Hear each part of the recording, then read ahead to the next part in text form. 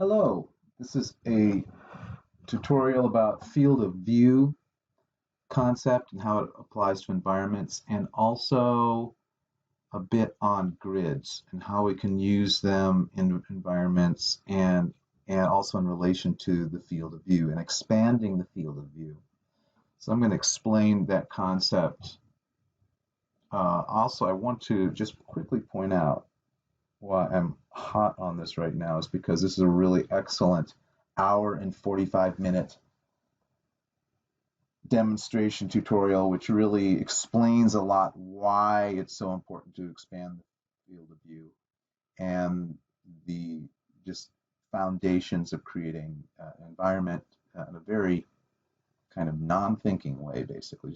There's a formula to where the horizon line and the grids go and how much we can see or don't see. So I really recommend looking at that. But this one I'm doing now is shorter and it features some of your work as well. So grids and field of view. So what is the field of view? It is when it's how much we see, specifically, well, when we look at things, but also when we're making images. So let me this here. Okay. So where we are comfortable looking at really clearly focusing is right here. This is where it's not blurry on the edges at all, kind of fading to blurriness. We can see, peripherally this way, but it tends to be blurry over there. This is where we like to focus. And especially if you think about when we're doing an artwork, piece of artwork where we have a computer screen here or a cell phone, we tend, this is our zone. This is where we do, this is where we focus on things, and it's important to us.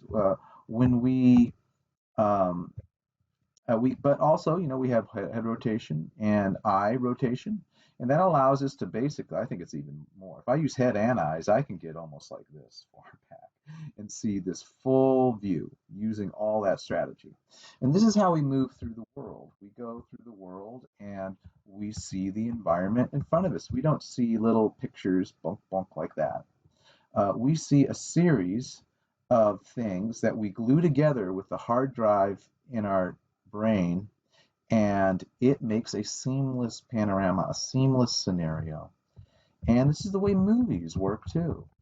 Movies, you get the camera moves and we see what the scene is. It's not always establishing shot or big panoramic view in movies, but you see a panoramic view and then you go close in and then you see the mouse and then you see the mountain and you switch back and forth.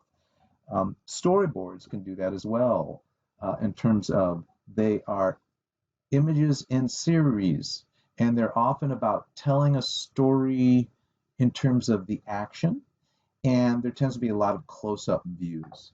Also, illustrative keyframes, which tend to be what a lot of artists do, where it's like we want to see some of the environment in the illustrative keyframe, but we want to see the action and a sense of what's going to go on with it, and maybe the lighting, what's happening with the lighting and the color and the whole, and you get a sense of the movie in like a big, uh, like a lot of things compressed together. And this helps a lot of the rest of the production team to design all of the things that require to make that happen, that look, that feeling.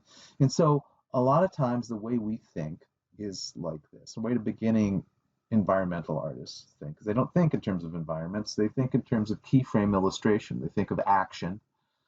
I'm going to see the action, and the action sort of occurring in here, in this focal length area right here, like that. And that's the action, and that's the focal point, and that's what I really want to focus on. Um, with environments, we need to expand our view because this isn't specifically a concept design environment class. It's an environment class, which means we're getting into that. But by the very nature of what we're doing, we are creating environments. So it's really important to uh, expand the view to much larger, like a 120, 100 degree sort of thing. We have to get beyond the 30 degree or even, the 60 degree. We want to get beyond that and see more of the environment and consider this as the focal point. Okay, so it's the house, it's the waterfall, it's the stag in the field, it's that sort of thing. But if we do this, we're being a little bit more illustrators than environment artists. So that's where that's clear about that. So how to remedy that? We all create in that. So let's just look at another example. These are the camera angles. There tends to be students tend to want to go to here or to here, maybe to here, but they don't want to go to here or here. And it's because they feel like they're losing the action. Well, there's all sorts of strategies for dealing with that. One strategy is to, take here and put it here. So I can see some close-ups of this happening, and then I can see some far away, and I get more a sense of what's going on in the totality of the environment. Here is the clouds, and I see some more city scene here, and then I see more of the river, and then I'll expand it even more, and then I'll see even more of the river. It's in perspective like this. All of a sudden, it starts becoming an environment.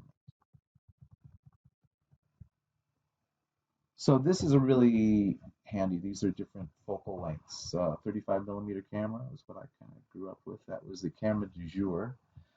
So even with the 35 millimeter, it's yeah, I'm getting a sense of I got the horizon. That's good. I got a major focal point here. Good. And I got some depth cues going here. I have a little bit of foreground uh, stuff, which is also reinforcing the perspective. Excellent. So, this is yeah, but beyond going in, then we're starting to lose it. If we go to here, we lose the horizon and we lose the top profile. And often you guys are zooming in. Sometimes you zoom in like this. It's like, well, that's an environment. Yeah, well, really, it's just that and that. And then we see this. Um, and we're pulled out far enough. Now, if we were down, let's say I was down right at this edge right here, that's me, and I'm looking in here, I could make this an environment, but it's a different kind of thing going on. We're telling a different story. This becomes the landscape. So anyway, I don't want to get, but it's good to think in terms of um, big, broad things like don't just come out to here even. Yeah, I mean this is a good thing where you're getting a lot of information about the environment. Okay, so how to deal with that? So here are some grids. I think expanding the view is one way to do it. um, oops this, let's go here. Actually, we'll talk about grids, but I want to start, I think, with a different one. Okay, I think this is a good one to start with. So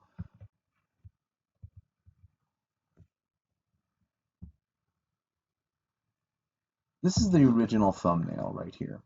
It's basically an action shot. It's got, um, it's like it's got this perspective cue, big thing coming in, little boat cropped out, hardly showing any of the boat, and we have a horizon line and maybe something over there. And so it's really all about the action, and so that we want to pull out from that. So this is a series, and so I focus on, I don't know what the environment is. I can look at what's going on here and list stuff like, well, there's great clouds happening there and lights reflecting in the water and a cool skyline of city over there. And, there's all sorts of environment things I can latch on to. But I'm just trying to figure out the basic, you know, proximity, expanding it, and then I'm not happy with that. So I decide, well, I'm going to send out a grid. So this is what I'm doing is I'm just trying to understand in relationship to the horizon line how things are moving. And okay, I'm setting a grid up there. And very simple, like again, the line tool in Photoshop, you just want to make sure that it's got pixels selected and not shape or path. If it's got shape, it'll make a new layer every single time you put a line down. So that's not cool. But yeah, you just lay down a line and choose your vanishing point and keep your lines thin and on a different layer and do that. Really simply, I think this is too thick, what I got going. If you don't have much going on in the sky, I did have the boats going like this. This is Max's work, not the idea. But having those vanishing points, now that's one point that I'm doing here, but then there's also another vanishing point there. Not being afraid to expand your canvas and go out there and just put down these lines. They're very useful, and it just makes you way more confident. Pros use it. And so if you think it's a crutch, well, if you don't know how to use it, yeah, but you know. Anyway, so I make it a little bigger using this grid and expand it, but I'm still kind of like, it's still kind of an action shot. It's basically just, you know, this is the main deal. And by the way, there's something happening here. So it's not, the environment itself really isn't featured at this point. Now, this is different. What have I done? I've got the boat, the dock. I've created more of the dock. Another boat here. Mountains in the distance. The city reflecting water. Boom. By the way, this is here. So it's stopped becoming. It's part of the drama. It stopped becoming an action shot. And then if I go to here, well, I totally just got whimsical and changed the proportions. But look, I mean, it turns it a little more into an action shot. But there is some environment with it. There's enough going on. We can get a sense of it. What's happening here? Okay, we got mountains, we got ocean, we got city, we have dock, we have boats, we have this other ocean liner coming through. We haven't really dealt with sky or anything like that. But now it's an action shot that has an environment. And so there you go. And the way grids are used here are very handy to expanding the view. And the big thing to expanding the view, and I guess I'll show it to you. Well, I'll show it to you in the next one. Okay, so this Celeste's, and it was the upper left thing is what.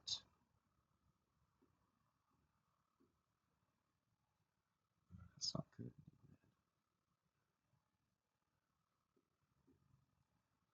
It's this one, and it's got a good sense of things going on, but there's issues going on in terms of there's kind of nowhere to go. It's really zoomed in. It's probably like 40-degree focal length. It's kind of zoomed in. And this is acting as a block right here. We're sort of blocked, and then this goes tangent, tangent, boom, and we're sort of kind of dead-ended. And this isn't really going. We see a little bit beyond, but we don't have a lot of places to go. And so before I moved, I was like, okay, I want to imagine something here. What I'm imagining is that this side right here continues on over there.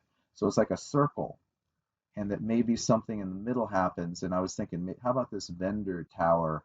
And then it's had these sweeping arcs, and that's what all this monkey business was about, right here. Was that idea. And once I got into it, I just didn't think it was a good. I just didn't like it. But I did do this sense of creating more openness like this. And I felt like it served the narrative a bit. And also, I'm just trying to get something that is graphically exciting to look at. So what techniques am I using here to create space? I've expanded the view. So, I blew the view apart. I took this and I moved it over. and then filled in the middle. So that's what this is. And then I took this one and I stretched it out. So that's that being just stretched up and stretched down. That takes us in like that. Nice. Which this is already doing. Takes us in, takes us in. I was doing this halfway and then I was realized there really isn't a focal point. I don't know what I'm looking at. And so I created this, which I don't even think is in Cairo. This is supposed to be in Cairo. I think these onion domes, I don't believe that's a Cairo thing. So it's a cheap trick on my part, just to quickly uh, get something to really look at. And then I think the thing that really makes this thing work is the shadow contrast.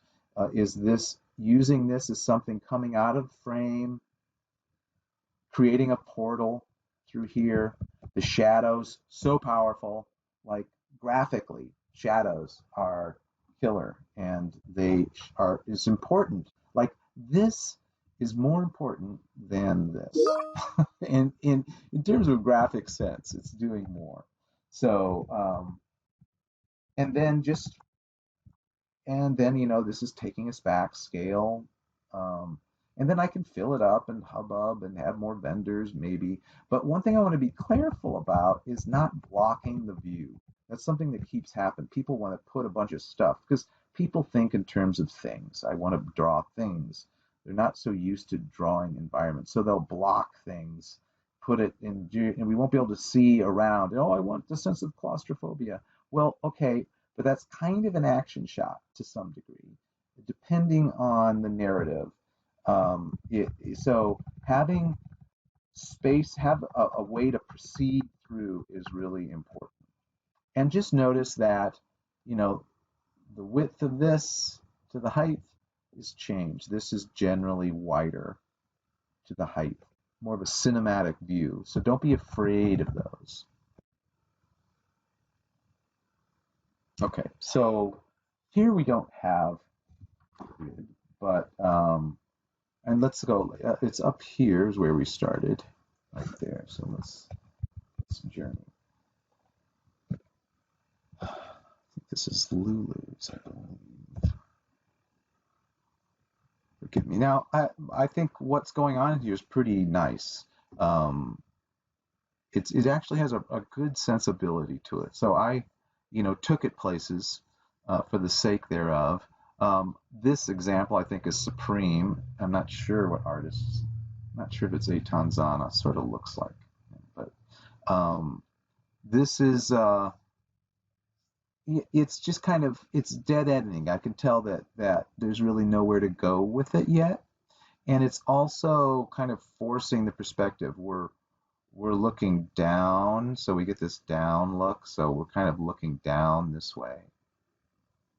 And then we're looking out, and then these are kind of crushing in on us like that. There's a very tunnel feeling going on, very similar to this. But notice that this is using way more atmospheric perspective. And notice that it's not very wide, but it is tall. And that is, you know, it's not, well, let me do the comparable thing. We would have this.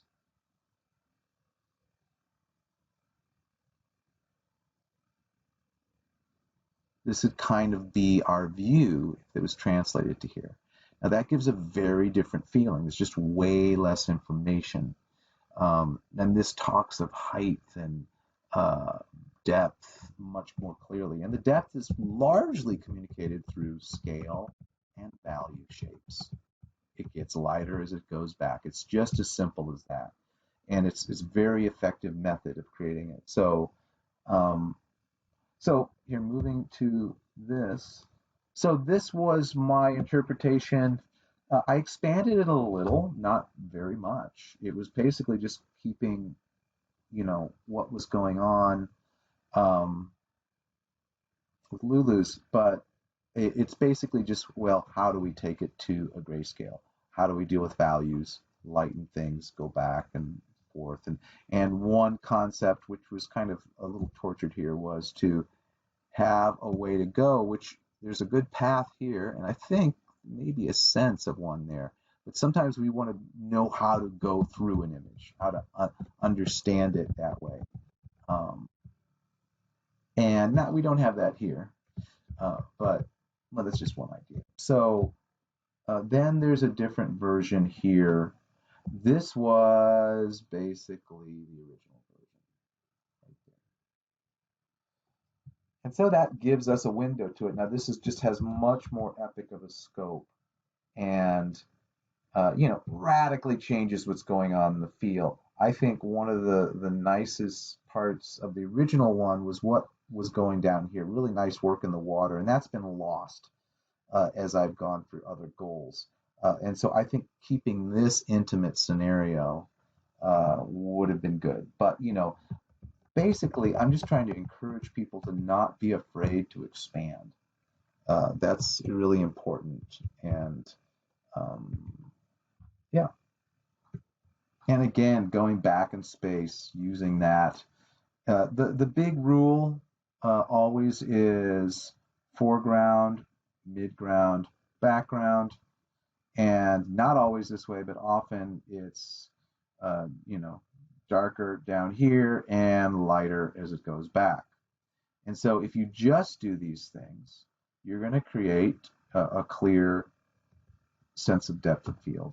And focal point tends to be midground. You could argue that the bridge is background, but I think it's the bridge and the waterfall that are kind of the focal point at this point. And then notice how things are pointing to the focal point. There's the branch, the big foreground branch with moss hanging out is kind of pointing right there. This now the bridge takes us on a little journey, going that way, but the angle of the river is going this angle is going that way, how the trees are leaning in and leaning in. Um,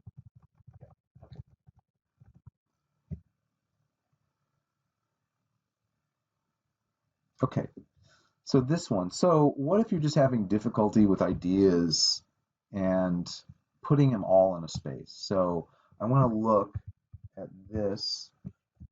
Monica is doing, the desert hotel, uh, and was getting all these ideas, different ideas about trailers and uh, in one point perspective, the kind of mountains behind it, um, burn barrel, different. These are very loose ideas, and then I took those loose ideas and I just put them on a grid.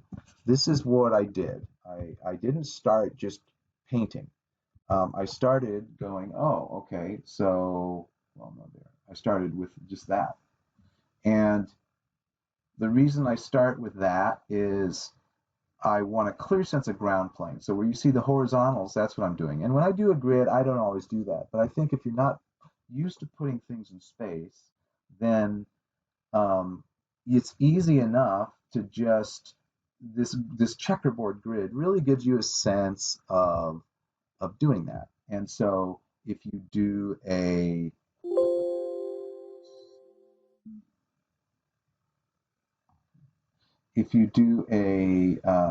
telephone pole, for example, boom, and you put a telephone pole in, you want that to be part of your composition. And then you want it to go back in space. Well, it's literally as easy as you can draw another telephone pole and make it thinner. You can also put more details in that and make it go copy and paste and go back in space, just shrinking it as you go.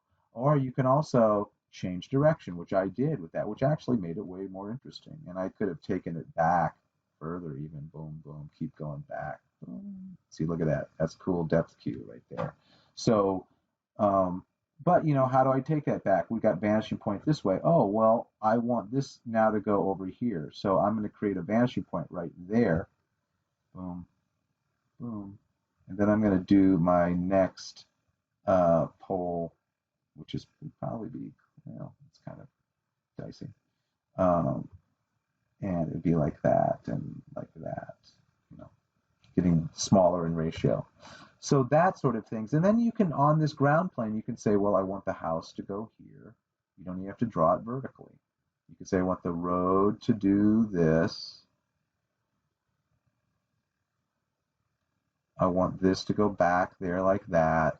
I want the row of trailers to be right here and to be about this big. Now, this is my horizon line. Where's my eye level line? That's crucial.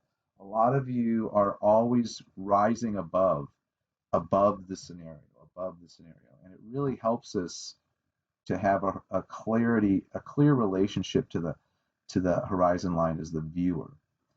It just really helps us a lot. So that's why I'm putting the horizon line here, which is right basically at the door and the window, and that connects us very emotionally to that. We are connected to that door. What's going on with that? And in the sky, going this way, the signs going this way. Sometimes you can have clouds in the distance, or whatever, but you can also do clouds that like move in perspective, sometimes like this. And that is an interesting kind of way to, it's like the wind is blowing in a certain direction, and psychologically, if the clouds were doing that, right? Like a storm is gathering, or the psychic vortex of this trailer is affecting the weather, so you can do that kind of thing with it. So also, and that's how that grid overlaid it. And there's the vanishing point on the door. Also, all I did with the bottom part of this is free transformed it and did the warp tool. And then I create hills. Because I think a lot of people, well, it's a flat grid, but I want hills. Well, yeah, you can do the flat grid and then draw hills. Or you can do something like this and go, okay, I got some hills, and then I want to make this more of a hill. And kind of go back in space. And this is kind of cross contour sensibility from, Art 120. Where you start to really think in terms of like a topographical map. And there you go. You want to be tasteful with it. It can be silly, but this is pretty effective, right? And I'm just going off grid and saying, okay, this would be like a great way to craft dunes, basically. Get this really nice sweeping sense of that going on, and then dunes in the distance. Cool. Okay. I'm getting lost. All right. So have we gone through everything? I think so. I think I've talked enough about this, and this. Okay. So thank you for listening, and I look forward to what you got coming up.